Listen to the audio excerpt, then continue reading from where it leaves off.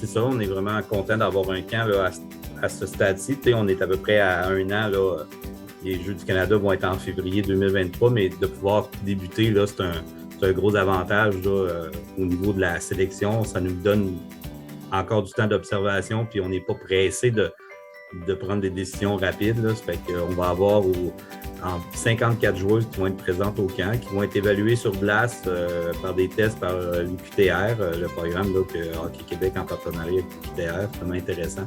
Des tests sur glace ce week-end. Aussi, il va y avoir des tests vidéo. Là. Ils vont filmer les matchs. On va avoir des rapports là, de l'UQTR au niveau de l'analyse de match. Ça aussi, c'est super intéressant. Puis pour les activités sur glace, ben, les filles vont avoir 2 pratiques, plus ils vont avoir 3 pratiques, plus 2 événements là, de match avec leur groupe. Fait qu'on a formé 3 équipes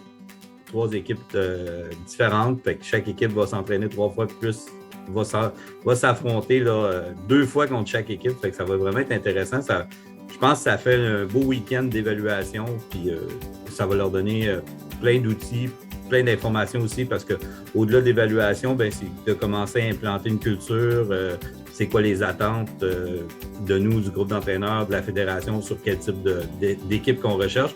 Fait que ça va ressembler à ça, là, comme un week-end chargé, par contre.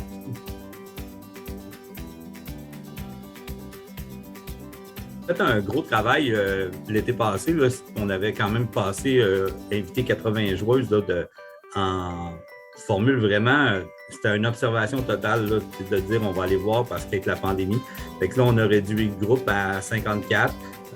Ça va être aussi le groupe des moins de 18 ans là, qui a été formé par Caroline Ouellette qui va se joindre à ceux qui étaient admissibles pour les Jeux du Canada vont se joindre à la sélection qui a été faite.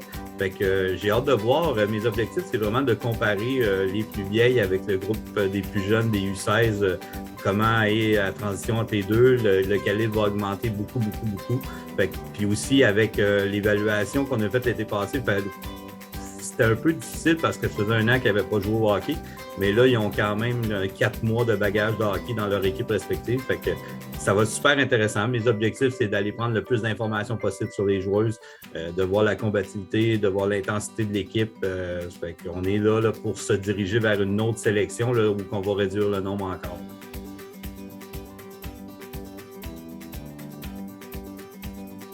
Mes attentes, c'est vraiment d'apprendre à voir quel type de joueuse qu'on va avoir. J'ai vraiment hâte de voir le travail là, au niveau de, c'est ça, des habiletés qu'ils ont développées dans les derniers mois. Le fait qu'ils aient joué dans les 4 derniers mois, c'est à quel niveau qu'ils sont rendus. Là. C'est intéressant un camp en plein milieu de saison. C'est pas comme en juillet. Là. Fait que mes attentes sont vraiment, c'est ça, au niveau du timing, au niveau des matchs, on devrait être beaucoup plus actif qu'en juillet dernier parce que justement, il y a un bon bagage qui a été fait dans les derniers mois. Fait que mes attentes sont à ce niveau-là là, de qui va se démarquer, qui va nous épater, qui va nous faire des walls. Là. Moi, je dis tout le temps, si tu veux impressionner les entraîneurs, ben, il faut qu'à un moment donné, on soit capable de dire « OK, elle, on l'a vu quelques fois, elle nous a flashé. » Fait que je pense que c'est ça nos attentes pour le week-end.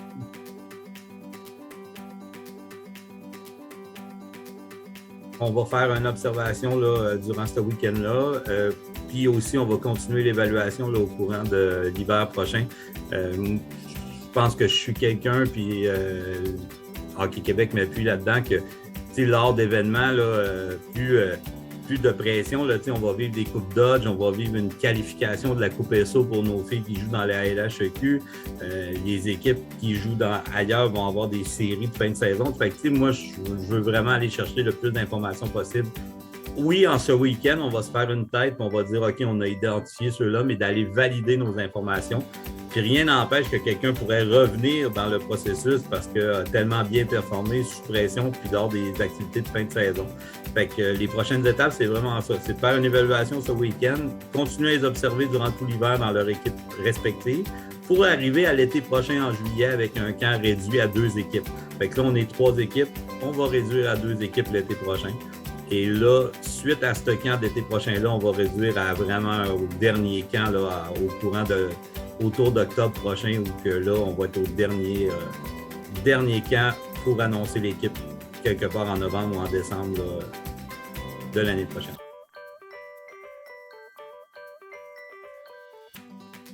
certain que les plus jeunes, eux autres, ils vont avoir la chance de revenir sur le programme d'Équipe Québec. Les plus vieilles qui ont été retranchées, des belles histoires, je pourrais en compter pendant plusieurs minutes avec toi. On l'a vécu, même comme entraîneur, moi, de mon équipe. Des filles qui n'ont jamais fait Équipe Québec puis qui ont été invitées à Hockey Canada parce que leur développement est arrivé plus à 20, 21 ans ou à 19 ans. Fait que, tu sais, des belles histoires, il y en a plein dans le monde du sport. Il faut s'accrocher. Puis des opportunités, tu sais, Équipe Québec, je dis tout le temps, c'est un méchant beau trip, mais c'est seulement 20 joueuses. Hein. Les autres centaines qui ne jouent pas sur Équipe Québec, ils peuvent vivre des expériences extraordinaires dans la HEQ, dans le collégial, dans l'universitaire. Je pense qu'il y a plein de belles opportunités, là. Oui, c'est un pas en arrière, mais il y a plein de belles choses qui vous attendent à l'hockey féminin.